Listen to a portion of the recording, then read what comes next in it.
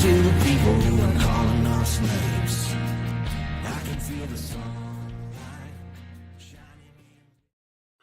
Well, good morning and welcome to episode 859 of the Lots Project Morning Show, where the coffee's strong, the opinions are stronger, and everything is always filter-free. I'm Brian, your host, and it's October 13th, 2025. This morning I'm enjoying a fresh cup of this new experimental blend, light Colombian with medium dark Peruvian from foodforestfarms.com, because life's too short for bad coffee. At Food Forest Farms, your beans are roasted by real human hands using a clean Airstream roaster. More than just a customer, your family. Get 10% off with code LOTS10. That's LOTS10. And shipping is always free at foodforestfarms.com. While you're there, check out the C4 Club for even more awesome perks. I'll talk a little bit about one of those perks in just a little bit. Today, I've got another pack show. Well, I don't know about packed, but a little different show this morning. I'll be sharing more cabin build progress from the past week. And then I'm going to chat about our journey from suburban homeowner to Minnesota homesteader through our full-time RV life journey and now building this off-grid homestead here in Tennessee. So grab your coffee, smash the like button, and let's get started. Good morning. Good morning. How is everybody doing today? Mike's Homestead, good morning to you. Thanks for stopping in. And Dixon Way, how we doing? Chris, good morning to you. Thanks for stopping in. Oh, guys, I'm definitely showing my age this morning. After our week of work, our weekend of work, I should say. I guess Corey, we had the first part of the week off, I guess. But yeah, we were laying some subflooring all weekend, and big fat old guy on his knees shoving around sheets of flooring and screwing them in, and all the such was. It's pretty rough on the body. So definitely feeling my age, but we'll make it through for sure. There's definitely worse things that could be going on. But anyway, let's talk about coffee a little bit. I'm having this Brian over at Food Forest Farms made up this experimental blend. He got a Brazilian bean in. Excuse me. I had the windows open in the camper last night. It got down a little chilly last night and a little congested this morning, probably from all that beautiful cold. I shouldn't say cold, chilly air. But Brian over at Food Forest Farms got a new Brazilian bean in, and he was talking about it one day, and I just from him talking about it and then tasting the bean when he sent out just a bag of I think it was a medium. He sent me a medium or a medium dark Brazilian, and you could really tell that it really brought out its flavor when it was roasted dark or fairly dark at least.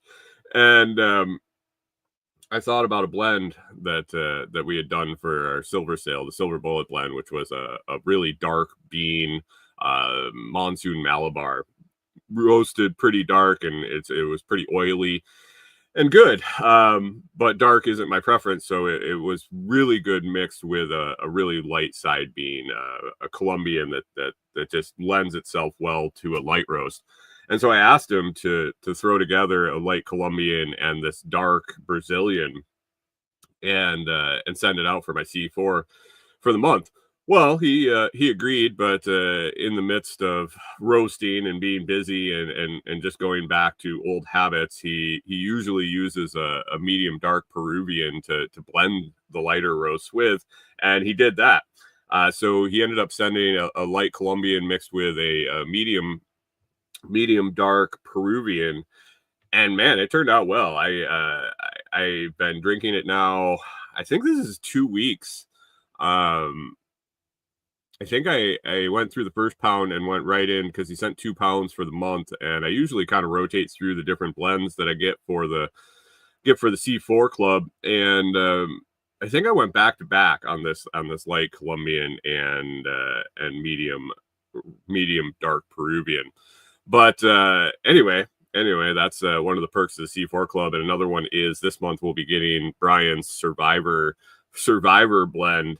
I believe it will be one of the bags that comes out. But Brian had a little accident and has definitely survived and is actually thriving in his recovery. Decided to make up a blend, and he was talking about it over in the Telegram group, or his Telegram group, and it sounds fantastic. So excited to get that and give it a try. I think it was called Aces and Eights or Survivor Blend, or I don't remember. I don't quite remember. It'll be exciting middle of the month here. I think shipments go out middle of the month, 15th of every month. So if you're interested in getting some very, very, very good coffee made at a small business by real humans and not a big bulk factory thing, and roasted, man, within a few days of it heading out to your home, check out foodforestfarms.com over there and tell them I sent you, and they'll treat you right. They treat all their customers right, but let them know and get a couple samples and give it a try. And if you like it, join the C4 Club. It's the best value in coffee you're going to get out there if you want to drink some good coffee on a month-to-month basis. So check that out at foodforestfarms.com. And like I said last week, talking about the AeroPress and how that's all I use to make my coffee now. Still, this week hasn't changed. Nothing's changed in the last week. Still using the AeroPress, and you can find out more about that and a link to Food Forest Farms and AeroPress and tons of other stuff over at thelotsproject.com. You can check out the product review page, blog posts on all the show episodes, all sorts of stuff over at thelotsproject.com. Good morning, Hunter, over on Twitch. Thanks for popping in. Sorry I didn't catch up with you at SRF. We ended up deciding that the cabin build took priority over 2 days up at the festival, and had to skip it this year. So I apologize for that. Glad to hear you made it up and you enjoyed your time up here. So maybe next time. So anyway, let's get into the cabin build progress. Like I said, I think Corey had the beginning of the week. I think last show, my timelines are getting all messed up. Corey had so much time off in the last 3 weeks that my days are all messed up. For a week or so I didn't even know what day it was because she was home, and it was in the middle of the week, and then we were Hunter says he gets it, but he was all alone. Well, I mean, would I have been that much company if I was the only one? If you're all alone and that was me, am I your only friend, Hunter? She was off. We were going grocery shopping in the middle of the week. We were doing all sorts of weird stuff. I'll be right back, guys. I got to take care of something real quick, and I will be back with you in a second.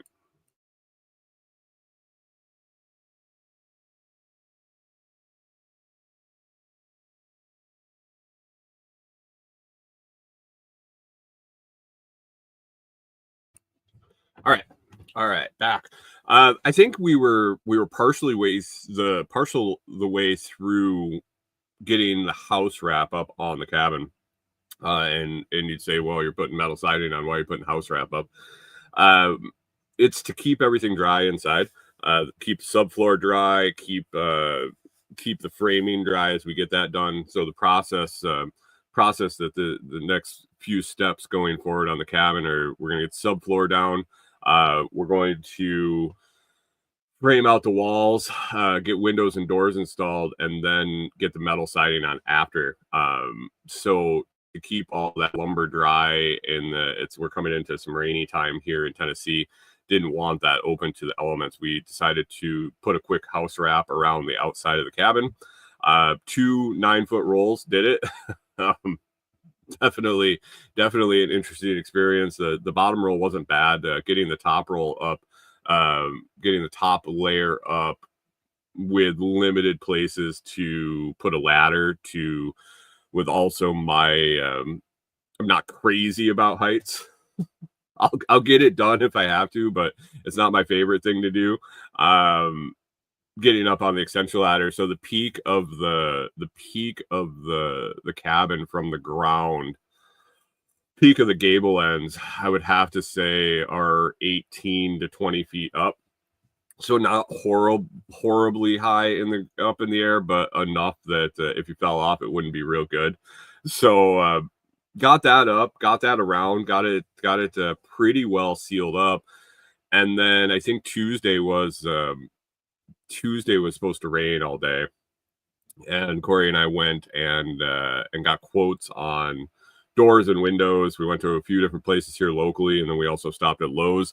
I'm definitely going to go with those local guys and get those ordered up. I think tomorrow I'm going to be down in town doing laundry, and I'm going to swing over to the lumber store, get all our doors and windows ordered, and then a big old pile of lumber, restock with lumber to frame out the walls and the exterior walls at a minimum, and get the windows and doors in, and then we can get metal on the outside, and then we'll be rolling.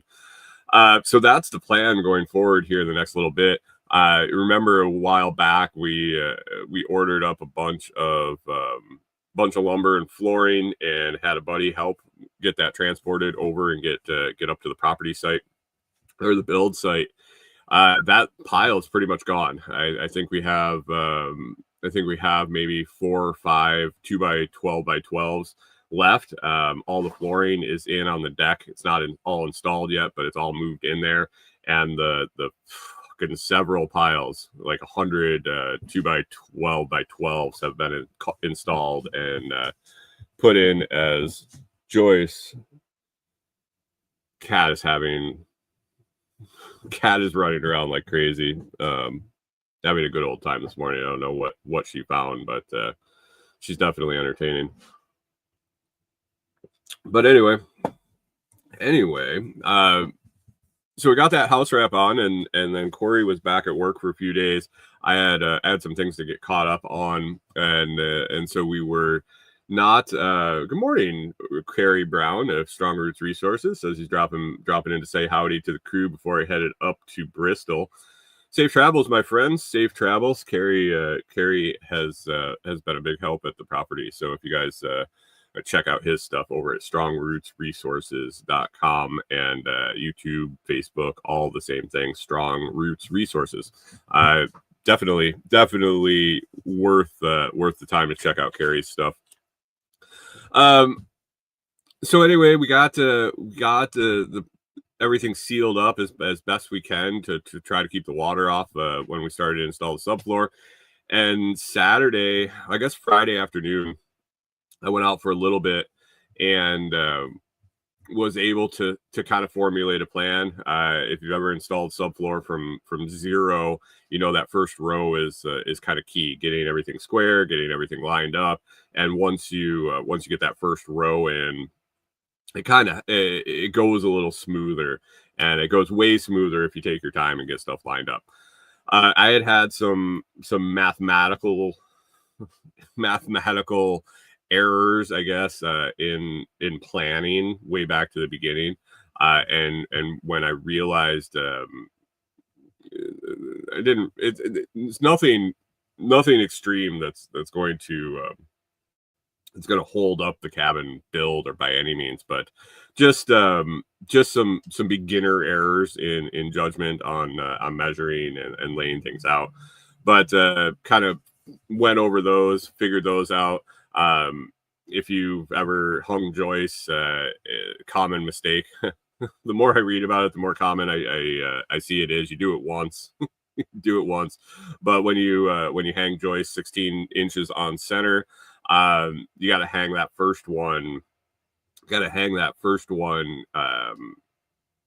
Less, so that you can not go from the center of the joist to the center of the joist. You can go from the edge of the joist to the center of the joist on the first one, and then go center to center the rest of the way. And then at the end, you go to the far edge of the last joist. So messing around with that, and it's not a big deal on this build because where we're putting the walls is not going all the way out to the outside purling on the outside of the frame. So it wasn't a horrible deal. But then the fact that the cabin's 24 foot wide, and standard flooring is 4x8, and it lands out even. but with with spacing and things like that, it's tight. It's really tight, and the tolerances are very close for somebody just doing this for the first couple times in their life. Well, Corey, I don't know if she's ever done this. I've helped people lay subfloor before, never done a whole project by myself, so this is all a learning experience, and that's why the show the last couple of weeks has been a little off and a little different. Is I've just been focused so much on actually installing the stuff at the cabin, actually doing the work, and then when we're not there physically doing it, I'm on the phone or on the computer doing research on any questions I have, any problems we run into, and then pre-researching the next step, like what's happening next, what are we doing next. So next is framing. I've been watching YouTube videos and reading articles and reading all I can about framing, installing windows, installing doors, all stuff that I've done a little bit here and have experience helping folks, but never taken on a project like this on my own. So all the reading and videos I can do and watch are helping. So, but that's what I've been focused on. So I haven't been really, man, it's been nice actually. Honestly, I have to tell you. I guess the government shut down. I guess I see it every once in a while. Like I'll check in on Facebook every now and then. I see a post about it here and there. A couple other things that I've seen posts here and there about the. I have some thoughts about all the National Guard troops that are being ordered into cities and the government shut down and this, that, and the other thing. But man, I have been checked out for sure. The first I knew of the government shutdown and the possibility of it is when it happened. So the day that it happened, I was like, wait, what? Something? Oh, okay, cool, whatever. And last week on the show, I had to check in to make sure it was still shut down before the show. And I don't know. I didn't check this morning. I assume that it's still shut down now. I don't know. Couldn't tell you. So I've been checked out on a lot of the things that I would normally pay attention to, and it's really nice. It's really nice, and it hasn't affected me at all, really. At least not that I know of. Maybe in some weird way, some convoluted 3 steps away or 8 degrees of separation or whatever. Maybe it's affecting me, but I really don't. I don't know. Carrie says, I'm doing a major step back from social media, scrolling BS, first week complete, and my head is so much clearer. Yeah. I've been really contemplating a lot of what I'm doing, a lot of day-to-day stuff. The last few weeks have been weird. I told you guys that Corey has taken quite a bit of time off in the last few weeks to help with the cabin build, and her parents came to town, and things have been different than my normal day to day, and going days without turning on a computer, hey, sorry guys, can you behave yourself? Are you just trying to cause trouble? Sorry guys, had to take care of this little monster that's getting into stuff. If you're on the video, Dolly wants to say hi. Say hello. But anyway, going days or even a week without the computer coming on, and not being on the phone as much, and not having service out at the property to doom scroll or anything like that. It's been great. Carrie says head clearer. I don't know if my head is necessarily clearer, more focused, yeah, and really realizing what matters. So I've been kind of evaluating how my stuff's going to go, and Corey and I have started a discussion a little bit. I've been thinking about it quite a bit, about what it looks like once we get to the property, what we want to focus on. And that's kind of why I wanted to talk about our progress or our journey today, after I give a little bit more of an update on the cabin. But thinking about where we started, where we've kind of traveled through, and the purposes for that, has been on my mind a lot. So anyway, cabin subfloor went in this weekend. There's the update. Not all of it, a lot of it. We got to four 36-foot rows in. So like 4.5 sheets in each row, depending on how you cut them out and how they get laid out. But four 36 feet rows. What that is basically the main open floor of the cabin, and it's going to be a U-shaped. I think I've described it on the show before, but basically it's a 36 by 24 footprint, and in the middle of the one side we have a 8-foot deep by 16-foot wide undercover, but it will be outside. It'll only be enclosed to like a U shape. So we got the main body of the room, got the subfloor down, and then we still got the short pieces. So all the full length rows are done, and now I got to mess around with doing some blocking, getting some shorter pieces in, doing a lot of cuts and layout. So I have to come up with a new plan for that, and then we'll knock that out pretty quick. But anyway, that's where we're at now. Corey's back to work full week this week. So my job out there, I think during the week, will be to formulate that plan, to maybe start working on getting some bracing and blocking in for the edges of these smaller pieces, get a cut plan together, and then next weekend, hopefully we'll be able to knock it out. It's supposed to rain pretty significantly, I think, over the next weekend, and road still isn't quite fixed yet. Equipment is on site, but might be tore up and might be too slick to get in and out. I don't know. We're kind of playing it by ear with somebody else doing the work. So we'll see how it goes. But that's the next step, is to finish up that flooring, and this week I'll get the windows and doors and framing lumber on order to get delivered out to the site. So excited about that. We do have the windows and doors picked out, what we want to do, and should be good. It should be good. Anyway, with that, I kind of wanted to talk today. It's been a while since I talked about what our path has kind of been, Corey and I, and how we got to living in an RV in Tennessee, building this off-grid homestead, and why this is even on our roadmap. And I guess the beginning really is Corey and I were living in a suburban house just outside of Minneapolis. This kind of first ring suburb, pretty close to the city, and by the city I mean not the nicest part of the city. Was kind of between us and downtown, and as we were living there, we were kind of looking around. The neighborhood really wasn't going the way we wanted.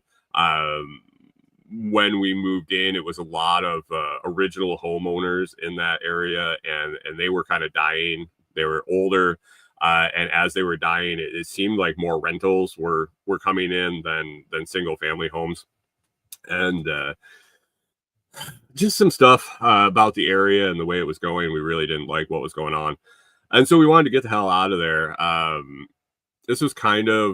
This was back in, would have been like 2013, I think, when we started looking around, because we bought our farm in the end of 2015. This was when like Doomsday Preppers was popular. Watched it. Wasn't like a super prepper. Wasn't that kind of deal. We did start storing some food and some ready-made meals, and became aware of the fact that, you know, shit could go sideways at any time, little, big, or in between. And we just kind of started thinking about being prepared. Decided that we wanted to get out of the city, get away from the city, didn't want neighbors and all that jazz. And so we started looking for a farm, a little farm. We wanted to buy some acreage. whether it be in the woods or an established farm or a past farm, and do some stuff to A, get away from population, B, try to take care of ourselves and possibly make an income out of it. But the main goal was to go and provide more for ourselves than we were able to in the city, and a little security measure of being out and away. So we looked for quite a while. I think we looked for a year-ish or more. Just started looking, and then how job or house hunts go. And we ended up buying a farm. It turned out to be 90 miles from Minneapolis, 90 miles north, which was where we could afford.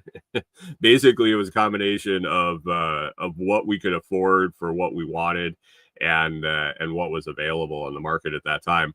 But ended up buying a 35-acre homestead up in central Minnesota, and it had been a farm before. It had been a family farm. Good morning, Canadian Farmstead. Thanks for stopping in. Had been a family farm for generations. The original family of the original landowner there lived next door. Had a barn, had an outbuilding, had all sorts of different features to the land. We had swampland, we had hay fields, we had a couple different hay fields. One was managed by someone local with organic compost and all sorts of good stuff. And we just continued to let her do that. But we had it was a pretty cool place. I think if it had been in a different location, if it had been in a different climate, it was kind of that forever project, I guess. Big old farmhouse. At one point we realized we just didn't need that size of a structure, and it was definitely old. It was a 1920s or 1930s farmhouse, and we were going to have to remodel the whole thing.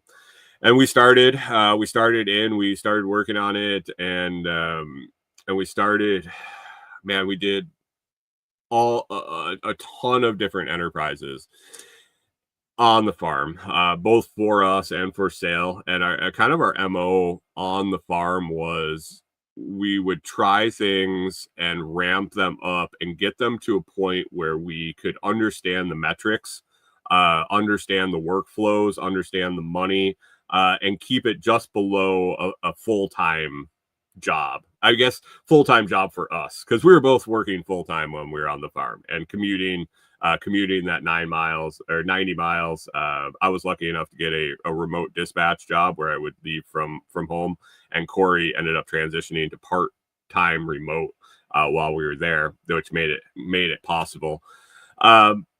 But on top of that, we were doing all these different enterprises on the farm. We did laying chickens for eggs, and sailing chickens, and hatching chickens. We did meat birds, meat chickens. We did turkeys. We did quail. We did rabbits.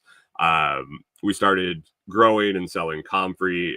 We did quite large gardens. We had some success with some different cash crops in the garden, but everything started small and ramped up to a point where it was almost too much, and then we would scale it back. And we used that time to really determine where the break-even point is on money, where the juice is worth the squeeze on money, what size of these operations and enterprises makes sense, what work we like to do and what we didn't, and how to make it all work.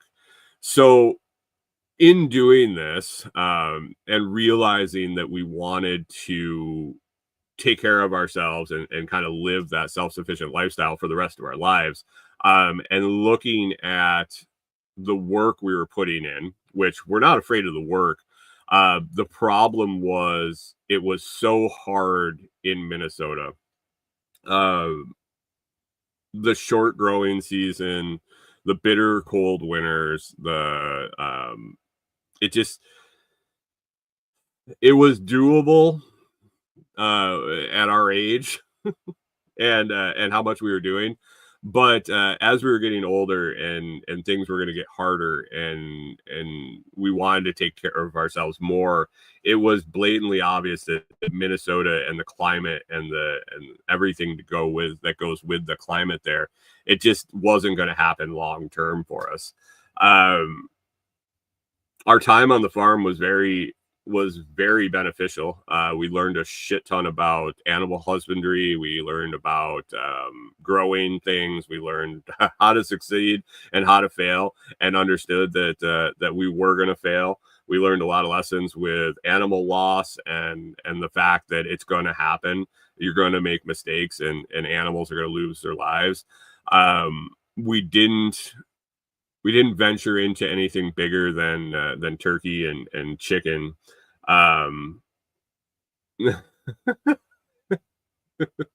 Canadian Farmstead said, "Yeah, it would be stupid to try to set up a farm in that kind of climate." I mean, if you want to do it, more power to you. I saw the writing on the wall that a 3-month growing season and trying to grow enough food for Corey and I and preserve it and have it throughout the winter just wasn't something I wanted to do. And taking care of animals and taking care of animals, the operation size that it was going to have to take to sustain us. Our end goal was to be working for ourselves on the farm, full-time income for the two of us, and just that the time, there wasn't enough time. There wasn't enough time to grow the stuff you needed to grow, and then in the winter, everything was just harder. Hauling water, man, when we had rabbits and we had dozens of rabbits, changing the water bottles all the time, changing the water bottles 3 times a day, and having them all up in the house, trying to thaw them out and have them thawed by the next time we had to fill them. There was, there were points in the winter where we had to have 3 sets of water bottles, because when you changed the ones in the morning, they weren't thawed out by the afternoon when you were going to have to change them again. They wouldn't thaw out quick enough in the house, and with the furnace on and everything in the house, they still wouldn't thaw out. So we needed a 3rd set of bottles to have a rotation where they would thaw out in time for the next morning. Things like you take the water bottles down to the barn, and by the time you go to put the water bottle on the rabbit cage, the metal stem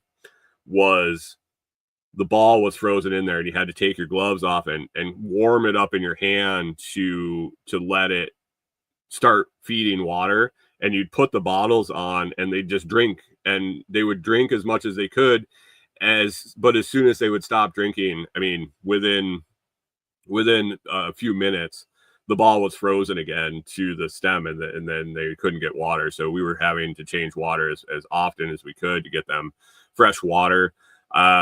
People ask, well, why didn't you use heated water bowls? Because if they spilled the heated water bowl on them, they were dead. Basically, if they got wet in our climate and then just sat there, they were going to be froze. So didn't want to take that chance. Our rabbits weren't that smart, and definitely would knock over anything in there. So this was just the option we had with them. Chicken water, the rubber bowls, by the end of winter, we had like a mountain of frozen water bottle knockouts. So we'd go down, we'd throw the rubber bowls out and smash them on the ground until the big ice cube would pop out. And they just would accumulate all winter because there was no thawing them out. Chicken water, I tried experiments with keeping it flowing, heating the water, having a circulated system. It worked. I designed it really well. If overnight temps hadn't gotten below maybe I think it was -10, and then I think when the water hit negative, or the weather hit -10 and then came up, didn't get above 10 degrees during the day, it ended up freezing up my water system, my heated water system. So it wasn't it worked well until it didn't, and then once it didn't, it went sideways pretty quick. So we just realized that this is stuff we didn't want to deal with. We loved the lifestyle. We loved raising the animals. We loved making the products and growing the plants and things like that. And it was a really tough decision to move on from that. I think we knew that it was a temporary move away from it. But we needed to find someplace else. At one point, Corey and I basically both looked at each other, and we had both been thinking it. It was one of those moments where you say, hey, got something to chew over with you. And we had both been thinking about the same thing, that it was kind of time to find someplace else to do this.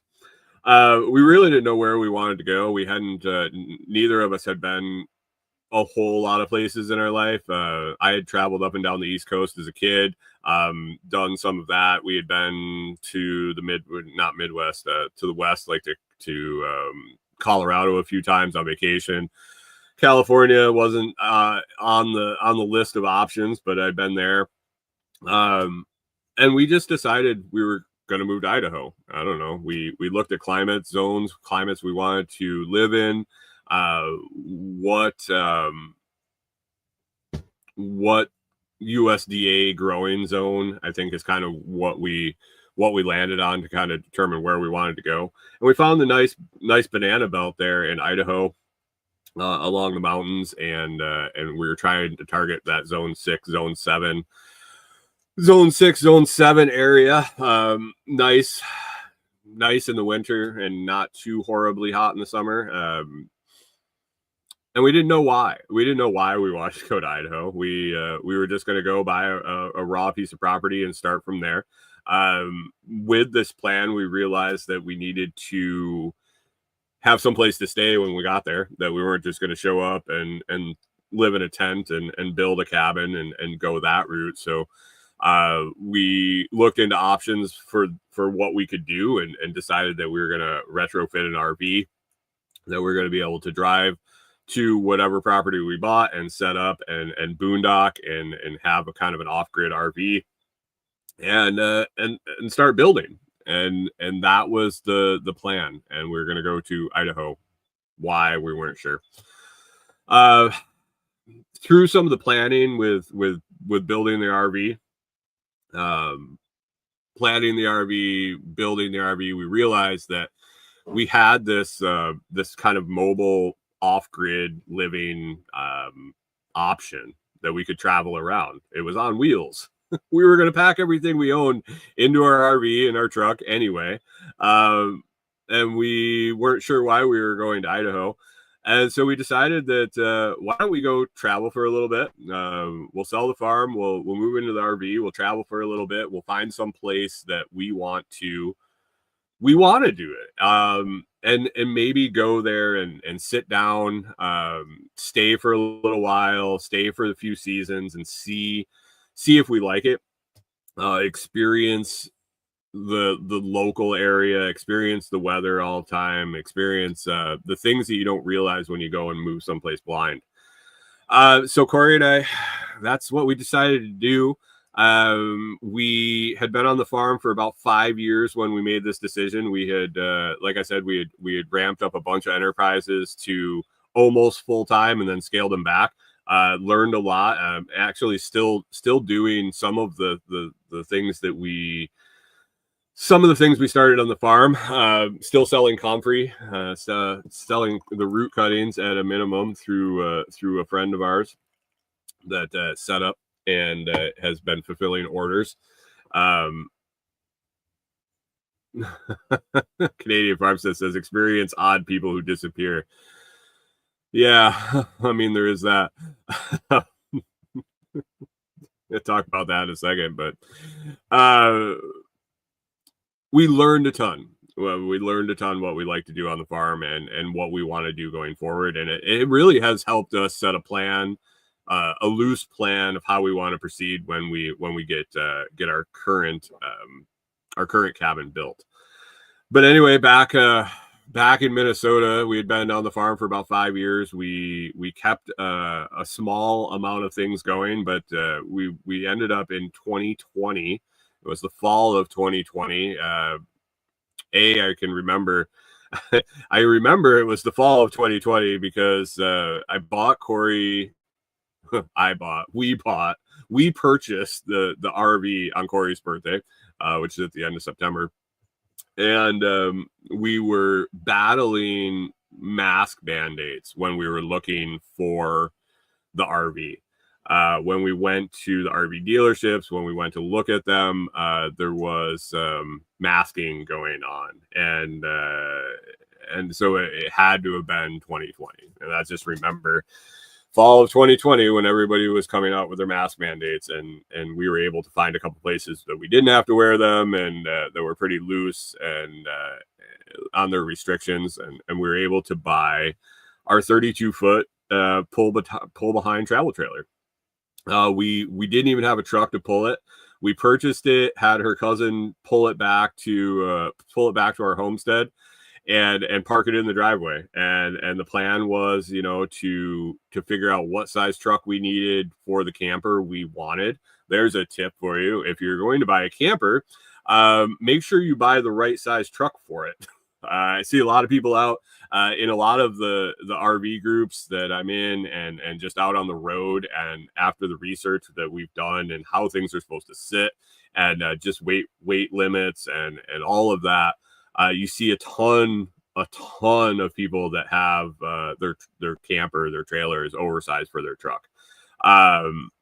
If you have a truck and you're not buying a new one, make sure you know what you can pull with that truck, and buy the right RV. Or if you have an RV that you want to buy, make sure that you end up buying a truck that'll fit it. So that was kind of our plan. We bought the RV. We designed what we wanted to do with it. We designed a solar system. I with a little help, I designed a solar system, installed a solar system in the RV. So we had off-grid power, or we also had the ability to plug in if we had shore power available. We took out the toilet in the camper and installed a composting toilet that we've loved. Went away from the gray water or the black water and all of that. Just went with a composting toilet. We've been using that now for so it was fall of 2020.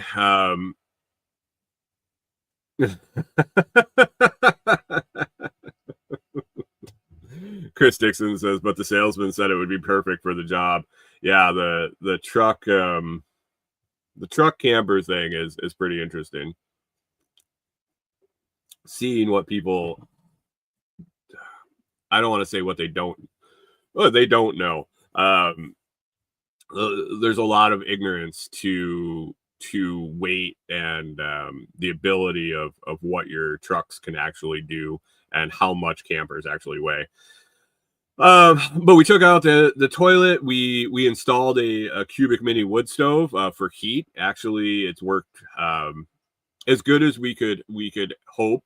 If you've ever been in a camper, it's pretty much a hallway. Having a wood stove in that was tough. We had only a few different places we could mount it, and where it ended up mounting, it doesn't really serve the back room, the room behind it, all that well.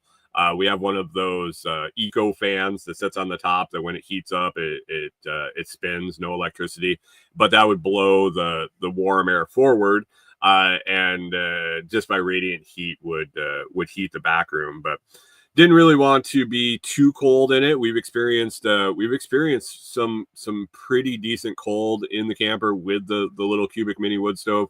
I think we've been down to 0 overnight temps, single digits. It's not super comfortable. Let me tell you, you put on extra clothes, you put on extra blankets, and you keep the fire going full blast as much as possible. But we have made it the whole time without relying on the propane furnace in the camper. We've turned it on to check it. We've turned it on to make sure it works as we go into the cold season, just in case something happens with the wood stove. We want to have backup, but we haven't. I don't think since we got the camper have we use the propane wood stove for, or the propane wood stove, the propane furnace for heat. We've just used the little cubic mini wood stove, and I've been very happy with that. We also kind of gutted the inside of the camper as much as we could. Pretty much all of it. Pretty much. We left the kitchen. The setup the way it is, but everything else, all the furniture, all the pre-installed cabinets, just everything we tore out and retrofitted to what we wanted.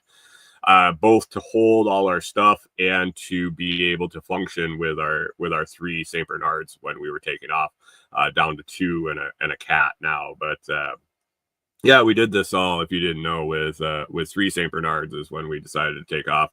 So Corey and I and 3 enormous dogs in a camper. So took about a year. Took about a year working on the camper, installing all the systems, ordering all the stuff, working on it on the weekends, taking vacation time to work on it, and then listing the house, trying to get the house ready for sale and things like that. And at one point we finished the camper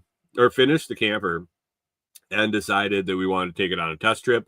We took our trip out to Seattle and ended up meeting Brian from Food Forest Farms. Went to his little festival he was having, and tested out everything on the camper on the road trip. Hadn't really pulled a camper. Corey is the driver in the family. She is definitely a better driver than a rider, especially when pulling a camper and stuff like that. She doesn't like to. She gets anxiety riding, and she gets bored. And I'm okay with riding. I got plenty I can figure out and do and take care of. But she had never really pulled something this big, so it was an opportunity to drag that thing from Minnesota all the way out to the coast, the West Coast, and then back, so over the Rockies and all of that. So why not just do it with the thing that we're going to live in for the rest of our lives, and figure out how to use trailer brakes and figure out how to drive in 30-mile-an-hour crosswinds on back roads in Montana. Figured out how to back the thing up down single lane roads, and oh man, it was an adventure for sure. We took that road trip. We came back. We had to winterize the camper for the winter and move into the house and push forward with trying to get everything sold, so we could take off. Made a couple more trips in the camper in the spring. We went down to SRF in Tennessee for a round trip, and then back to Minnesota to try to sell the house. And the selling the house was interesting. You can go back and listen to some of the podcasts during the time we were selling the house. I got to figure out what episode numbers they were. But we had some interesting experiences. Interesting is I don't know if that's the word for it, but definitely some experiences. Sorry, I just dropped it. Oh no. I had a bunch of these house wrap nails in my pocket when I came home the other day, and I was just sitting here kind of fiddling with them and dropped one. I really don't want to step on it. So anyway, if you are a longtime listener of the show, you might have experienced and gone through the meltdown I had kind of leading up to our launch in the camper. The final stages of selling the house, purchase offer, and some things that went sideways.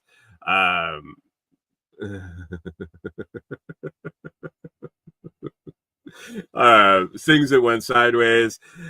Job was coming to a head, and all sorts of fun stuff all at once. And I think I did it. I broke down live for the internet a few different times, and that was mild compared to what was going on at home, in my head, and out in the woods, and just trying to deal with everything going on.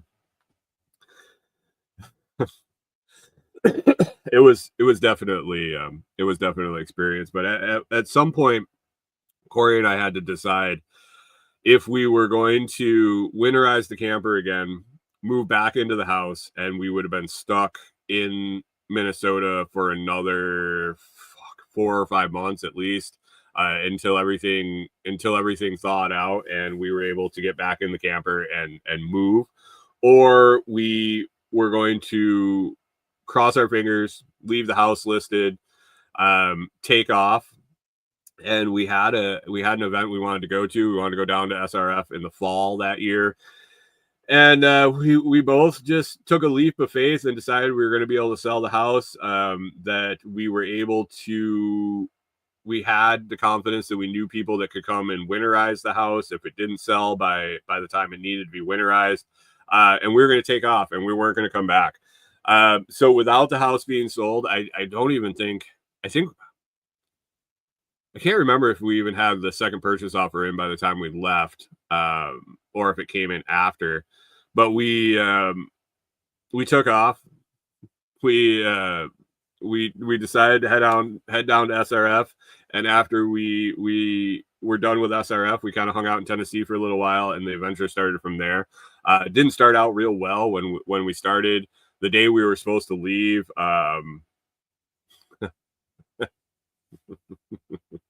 things just went sideways. We were doing our pre-checks for traveling, and I was checking the air pressure on the tires of the truck, and one of the valve stems got fucked up. One of the tire pressure monitors that I had installed stuck, and the valve stem came out, and it dropped to the ground. When I jacked it up to change it, with all the stuff that we owned in the bed of the truck, so it's super heavy, and our driveway wasn't the best in Minnesota, and I was using the factory jack under the truck. Basically, the truck fell off the jack, and we're supposed to be getting ready to leave.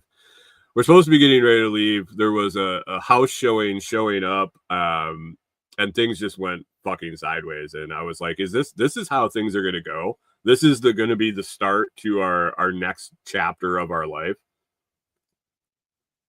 Anyway, we got it all taken care of. We got the tire on. We got moved. We went down to SRF. We traveled down here. We stayed, I think, a couple weeks after, got some things situated, got some stuff figured out.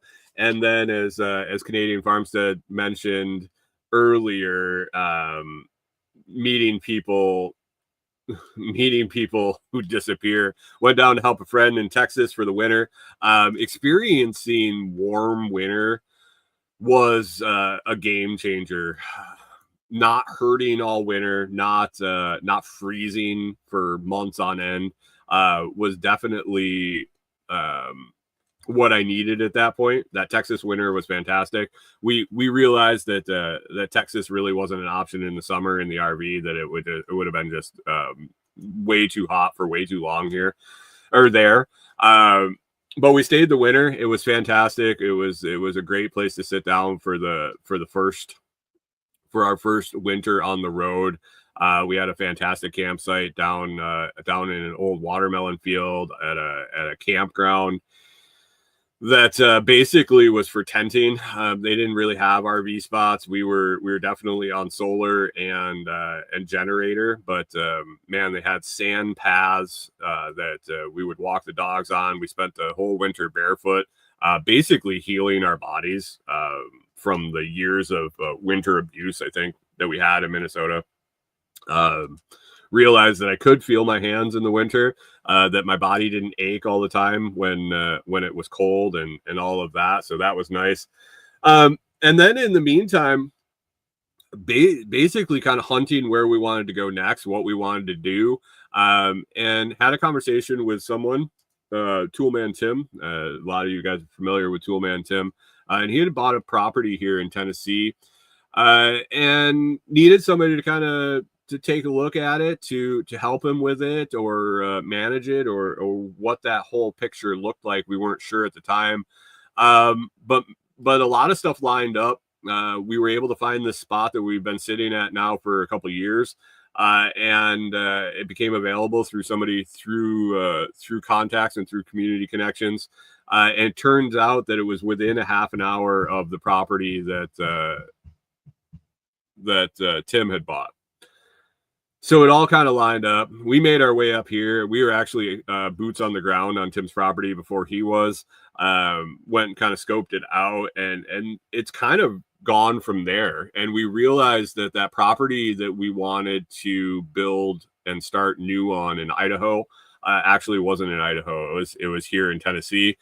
And it wasn't long before we realized that we wanted to stay here, or at least check it out here. And stay here all year round to experience the summer, experience the winter, experience the seasons. And we have now for a couple of years. And after a while, we realized that this is kind of where it made sense for us. And so we started making plans, and we talked to Tim about some of the property and started coming up with plans to build a cabin. And that's where we're at right now. Going forward, we've decided, we're going to build this cabin. We're going to get moved out there. And we've decided to do a lot of things that we did on the farm that we attempted to do for profit. Now we're going to do them for us. I think the birds and the livestock, we're going to run those in a limited capacity for personal production, or for personal production, for eggs and meat, for us. We're not really going to be trying to scale that for sale. Have been thinking about some revenue streams, some different things, and going a lot less labor intensive kind of stuff, higher end cash crops, low maintenance, high return, stuff like mushrooms and comfrey and things like that. Get more into the selling items rather than perishable food and plants and things like that. So there's a lot of planning that's still going on, but we've started thinking about the future and how we want to sustain ourselves here and how to make it work. So we learned a lot, like I said, on the farm in Minnesota, and learned what we wanted to do and what we didn't want to do, and really kind of what worked for us and what didn't. The parameters have definitely changed here as far as how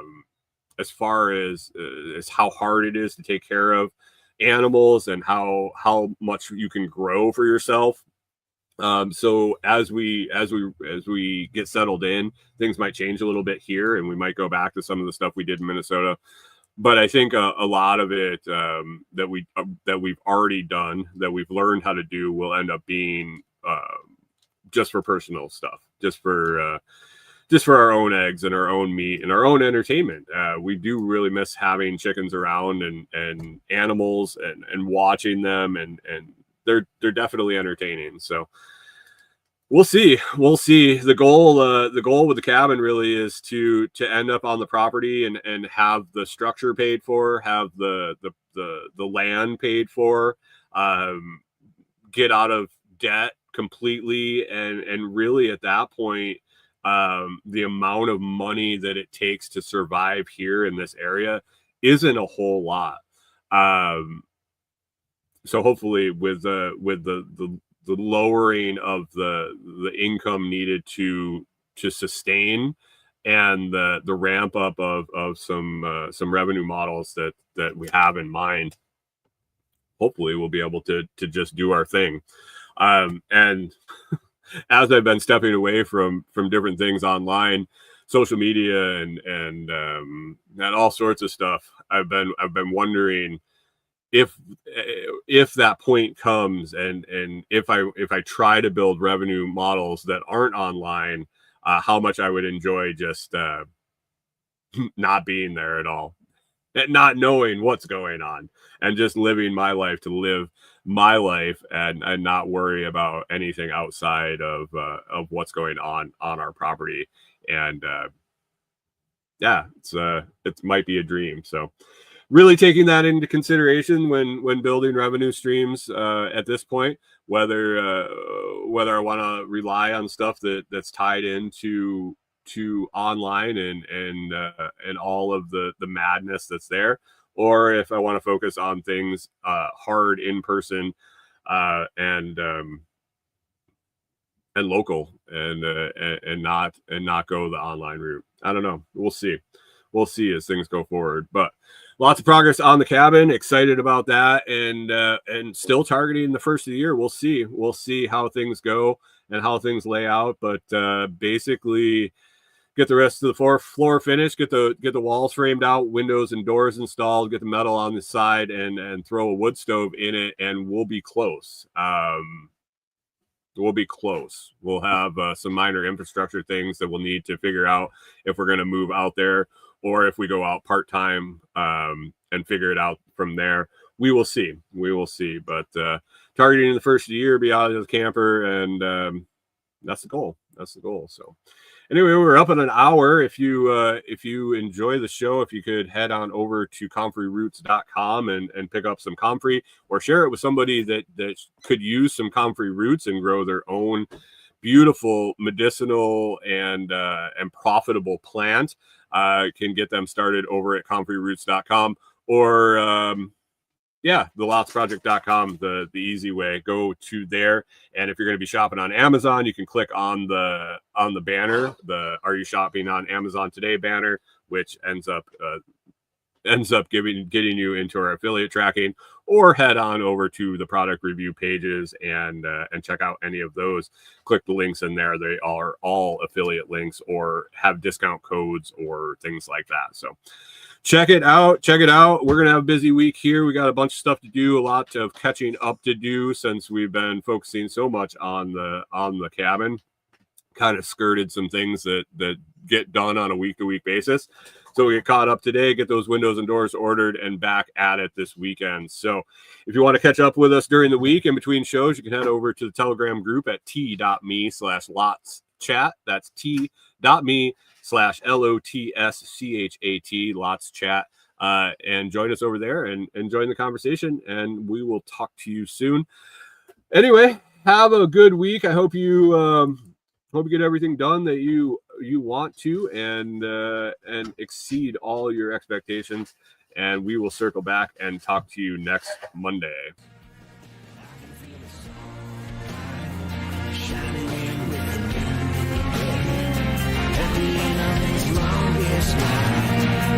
I can see the light.